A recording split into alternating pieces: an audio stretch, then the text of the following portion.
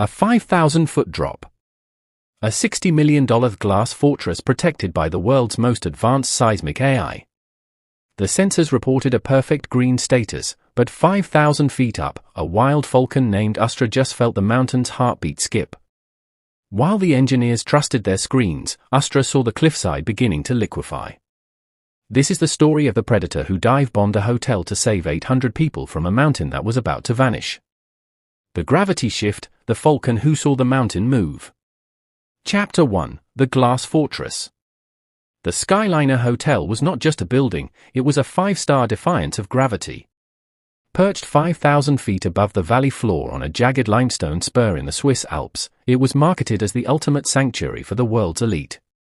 Its architecture was a seamless blend of smart concrete and panoramic glass, designed to give guests the sensation of floating amongst the clouds while remaining encased in a fortress of modern safety. To the wealthy travelers sipping vintage wine in the lounge, the storm raging outside was merely dinner theater. The wind shrieked at 90 miles per hour, lashing the triple-paned windows with horizontal rain, but inside, the air was climate-controlled and scented with sandalwood. The hotel was anchored to the bedrock by 50-foot steel pilings, a feat of engineering that promised the mountain would crumble before the hotel did. Deep in the bowels of the structure sat the GeoShield Command Center, a room filled with glowing blue monitors and humming servers.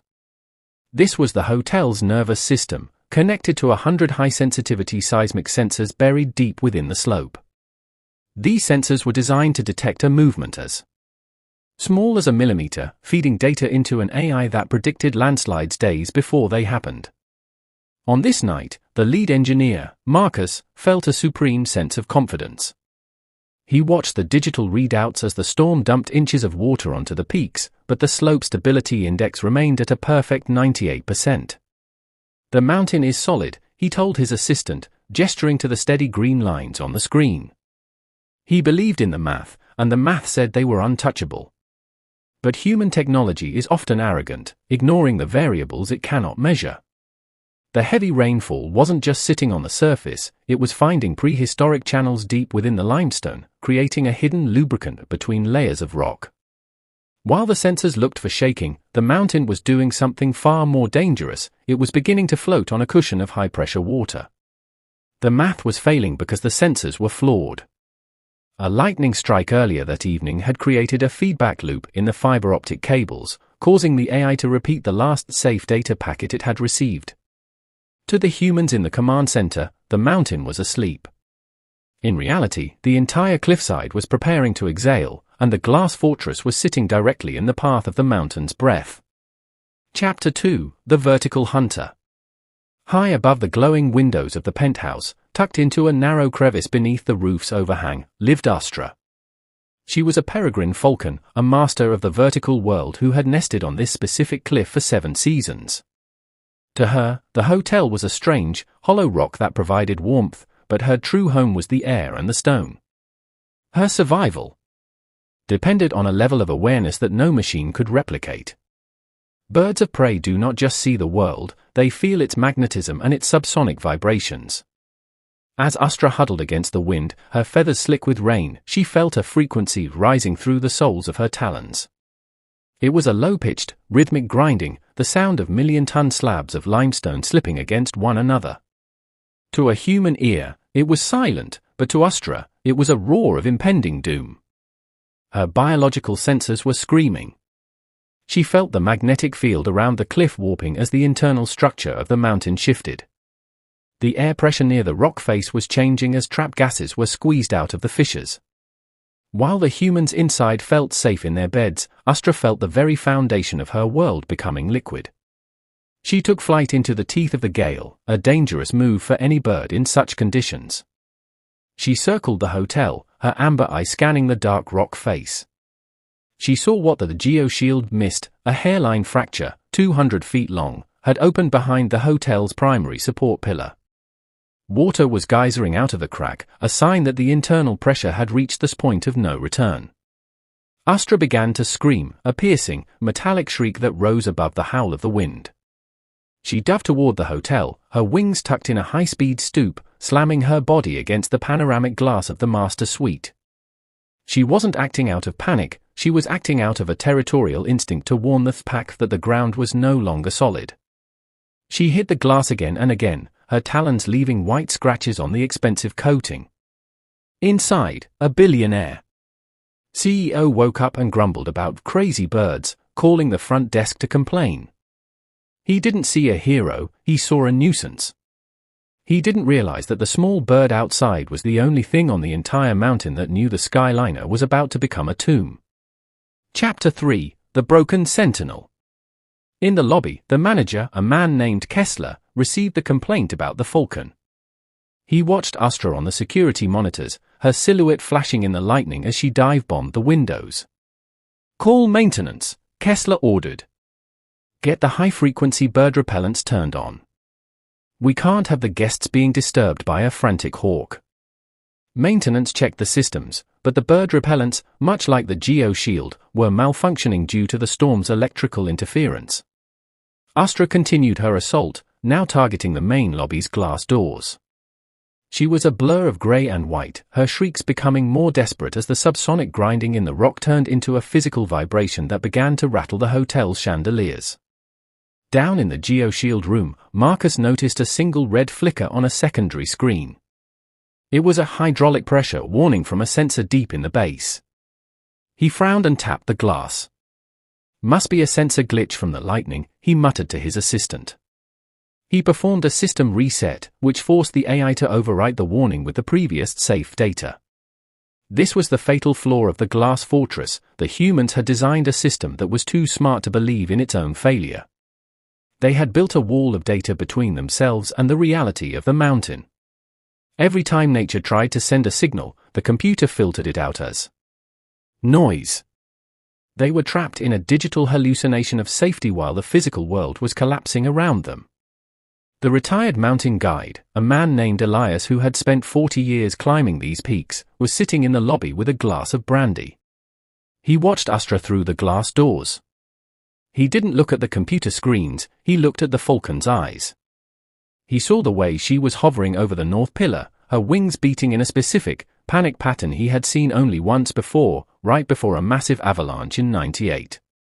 Elias stood up and walked to the manager's desk. "Kessler, listen to the bird," he said, his voice low and steady.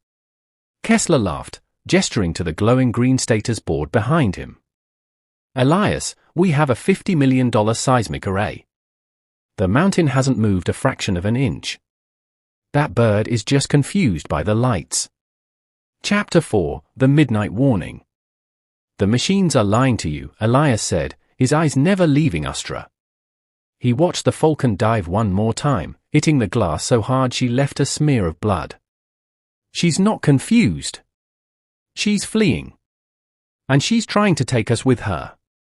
Elias looked at the floor. He noticed the brandy in his glass was no longer still. It was vibrating in tiny, concentric circles. Astra's screams were now a constant, shrill siren. She perched on the railing of the lobby balcony, staring directly at Elias, her wings spread wide in a gesture of extreme agitation. She turned her head toward the north pillar and let out a sound that was less like a bird and more like a mourning cry. She was mourning the hotel before it had even fallen. Elias didn't wait for permission. He stepped behind the manager's desk and smashed the glass casing of the master emergency alarm. The sound of the siren erupted through the hotel, a violent, piercing whoop that shattered the sandalwood-scented peace. "Evacuate! Get everyone to the south parking lot. Move now!" Elias roared, his voice carrying the authority of a man who had survived the mountain's wrath before. The hotel erupted into a chaotic symphony of confusion. Guests in silk robes stumbled into the hallways, angry and disoriented. Kessler tried to shut off the alarm, screaming at Elias about lawsuits and property damage. But the guests, seeing the fear in Elias's eyes and hearing the frantic shrieks of the Falcon outside, began to move. The primal fear of the dark was finally overriding their trust in the glass. Outside, the mountain gave its first physical warning. A dry crack echoed through the valley, a sound like a battleship's hull snapping in two. The luxury cars in the valet circle began to slide, not because of the rain, but because the ground beneath them was tilting. Astra took to the sky, circling the crowd of fleeing guests, her silhouette a guiding star in the rain. Marcus, in the control room, finally saw the truth. His screen suddenly turned a violent, flashing red as the fiber optic cables finally snapped for real. The stability index dropped from 98% to 0 in a single second. "The pillar is gone," he screamed into his headset, but there was no one left in the building to hear him. He grabbed his coat and ran for the service exit, the floor beneath him feeling like the deck of a sinking ship. Chapter 5: The Mountains Exhale. The evacuation was completed just as the clock struck 2:14 a.m. 600 people stood in the rain of the south parking lot, huddled together on a patch of ground that Elias knew was anchored to the true bedrock of the mountain's core. They looked back at the skyliner, which looked more beautiful than ever in the lightning. A glowing palace of light hanging over the abyss. Then, the mountain exhaled. It wasn't a sudden explosion, but a slow, majestic, and terrifying slide. The North Spur, 1,000,000 tons of limestone and ancient soil, simply lost its grip. The support pillars of the hotel didn't break, they were simply carried away by the river of stone. The glass fortress began to tilt, its internal lights flickering one last time like the eyes of a dying giant. The sound was a low-frequency roar that vibrated in the chests of everyone standing in the parking lot. It was the sound of the earth reclaiming its territory. The hotel's panoramic windows, designed to withstand 90-mile-per-hour winds, shattered simultaneously as the frame buckled. That indestructible, smart concrete snapped like dry biscuits, ground into dust by the friction of the landslide. The guests watched in stunned silence as their world disappeared. The skyliner slid down the cliff face, its glowing rooms falling into the dark valley below like a shower of sparks. In less than 10 seconds, the architectural miracle was gone. Where the hotel had stood, there was now only a jagged, raw scar of brown earth and broken rock, steaming in the cold rain. The landslide continued down the valley, a mile-long tongue of debris that buried the forest below. The roar eventually faded into a rhythmic hiss of falling rain. The $60 million geo-shield, the servers, the sandalwood-scented air, and the velvet robes were all gone, buried under 50 feet of limestone. The human stood on the remaining rock, alive, shivering, and humbled. Elias looked up into the storm. Through a gap in the clouds, he saw a small, dark shape. Astra was circling the void, her wings steady against the gale. She let out one final, quiet chirp, a sound of acknowledgement, before banking hard to the south and disappearing into the night. She had saved the pack, and now she was moving on to find a new mountain that wasn't trying to fall. Chapter 6: The Eye of the Storm. When the sun rose over the Alps the next morning, the rescue helicopters found a scene of absolute devastation. The skyliner was officially listed as a total loss, the most expensive landslide disaster in Swiss history. But as the news cameras panned over the survivors, they didn't see grief, they saw a profound, quiet awe. They were the 800 who had followed the bird. The investigation that followed revealed the truth Marcus had suspected: the sensors had been blinded by the lightning, and the AI had been caught in a logic loop. The perfect safety system had been a death trap. The story of Astra, the Falcon who dive-bombed the windows to save the humans, became a global sensation. Biologists debated the bone conduction theory, while the survivors simply called it a miracle. The hotel company attempted to rebuild, but the Swiss government revoked their permits, declaring the spur too unstable for human habitation. The scar on the mountain remained, a permanent reminder of the night gravity shifted. A small stone monument was eventually placed in the valley below, featuring a bronze falcon with its wings spread wide, looking up toward the peaks. Elias never went back to the luxury hotels. He returned to his small cabin in the lower valley, where he would sit on his porch and watch the falcons hunt in the summer heat. He knew that technology would always get smarter, faster, and more complex, but it would never have the soul of the natural world. A sensor can tell you that the rock is moving, but only a living thing can tell you why it matters. As for Astra, her legend grew amongst the mountain guides of the Alps. Some say she still nests on the southern face, her silver-grey wings a common sight for those who dare to climb the heights.